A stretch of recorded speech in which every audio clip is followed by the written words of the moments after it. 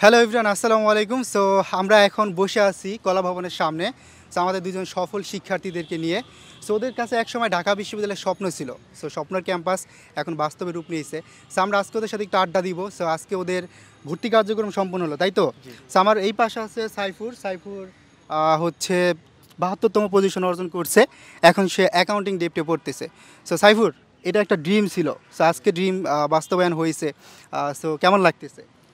জি ভাইয়া, আল্লাহর অশেষ রহমতে ৭২তম হয়েছি। হ্যাঁ। তখনই খুব খুশি লাগেছিল। এখন আলহামদুলিল্লাহ ভর্তি কার্যক্রম শেষ করেছি। এখন অফিসিয়ালি একজন ডাবির ছাত্র হিসেবে নিজেকেও প্রমাণ মানে করতে আগে পেরেছি। ছিলে, আগে ধরো ক্যাম্পাস যখন আসছো, ক্যাম্পাস এত সুন্দর, তাই না?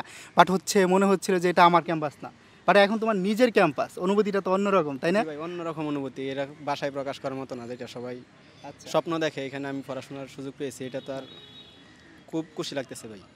আচ্ছা, আমরা একটু অনুপের কাছ থেকে শুনি। অনুপ কততম পজিশন অর্জন করছো? আমি ৬৪২তম পজিশনে অর্জন করেছি এবং বর্তমানে ইন্টারন্যাশনাল বিজনেস ডিপার্টমেন্টে অধ্যয়নে রয়েছি। তুমি কি তোমার ডিপার্টমেন্ট নিয়ে খুশি? অবশ্যই অনেক খুশি, যেহেতু একটা আন্তর্জাতিক মানের ডিপার্টমেন্ট, সেহেতু আমি খুশি। আচ্ছা আচ্ছা, আমরা সাইফুরের কাছ থেকে আর কিছু কোশ্চেন নিব। সো সাইফুর, এই জার্নিটা অনেক কি বলবো, কঠিন ছিল, বা তোমার কি এরকম এক্সপেকটেশন ছিল যে আমি অ্যাকাউন্টিং পাবো বা ১০০-র মধ্যে, মানে টপ 100-এর মধ্যে থাকতে পারবো? জি আর ভাই, এই কনফিডেন্সটা ছিল কিনা? কনফিডেন্সটা পুরোপুরি আলহামদুলিল্লাহ এতটা ছিল না, তবে আমার আশা ছিল যে আমি 500-র ভিতরে ইনশাল্লাহ থাকবো, 100-র ভিতরে থাকবো। ওইটা মানে আশা করি না, কিন্তু আমি আমার সর্বোচ্চটুকু দিয়ে পরিশ্রম করেছি, দিক নির্দেশনা পেয়েছি আপনাদের। আচ্ছা আচ্ছা, তো আলহামদুলিল্লাহ আল্লাহর অশেষ রহমতে আমি ৭২তম হয়েছি। যাই হোক, গ্রেট, মাশাআল্লাহ।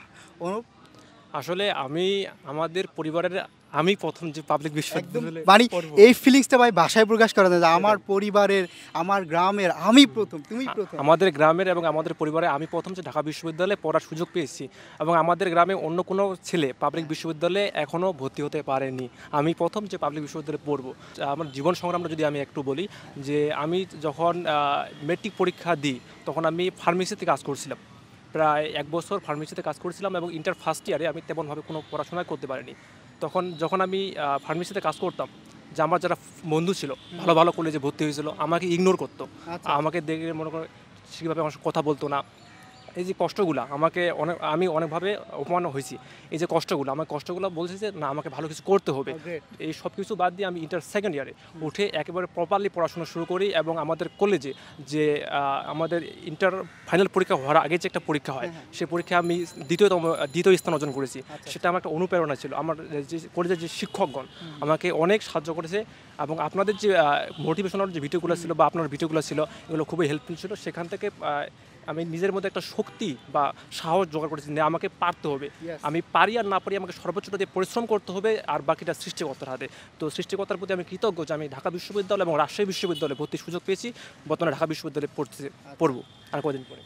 গ্রেট। সো আমরা এখন, যেহেতু তোমরা সফল ঢাবিয়ান, ঠিক আছে, আমরা নব্য ঢাবিয়ান বলতে পারি। সো এই বছর 2024 ব্যাচের শিক্ষার্থী যারা আছে, ওদের উদ্দেশ্যে, সো এই সময়টা, যেমন ওদের এইচএসসির 1 মাসের সময় বাকি নাই, তারপর হচ্ছে ওদেরও অ্যাডমিশন জার্নি শুরু হয়ে যাবে। সো ওদের জন্য তোমার পরামর্শ?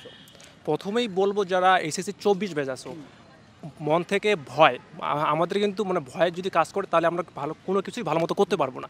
তো প্রথমে করতে হবে যে ভয়টাকে দূরে রাখতে হবে, আচ্ছা। যে তুমি কি হবে এটা ভাববো না। তোমার বর্তমানে কাজ হচ্ছে পড়াশোনা করা। Yes, তুমি এটাই মেন। হ্যাঁ, তুমি কন্টিনিউসলি পড়াশোনা করো, বাকিটা কী বিষয়টা সৃষ্টিকর্তা আছে। প্রশ্নের প্যাটার্ন কীভাবে হবে, প্রশ্ন সহজ হবে না কঠিন হবে, এটা বিষয় নিয়ে তোমার ভাবার দরকার নেই।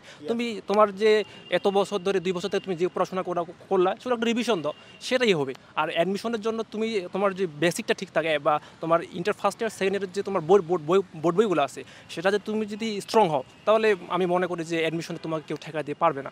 আর অ্যাডমিশন টাইমে আসে একটু হার্ডওয়ার্ক করবো। এখন তুমি শুধুমাত্র ফোকাস হবে যে ইন্টারের জন্য পড়াশোনা করো, আর যখন তুমি ইন্টার পরীক্ষা শেষ হবে, তখন তোমার অ্যাডমিশন জার্নি শুরু হবে, তখন তুমি একটু অনেক পরিশ্রম করতে হবে। এটা আমরা সবাই জানি যে অ্যাডমিশন টাইমে আমাদের অনেক পরিশ্রম করতে হয়। তখন তুমি সেই অনুযায়ী পরিশ্রম করবো। আমি মনে করি যে তোমাকে খুব বেশি মেধাবী হতে এমনটা না, তুমি যদি কন্টিনিউসলি পড়াশোনা করো, আমি মনে করি তুমি সফল হবে।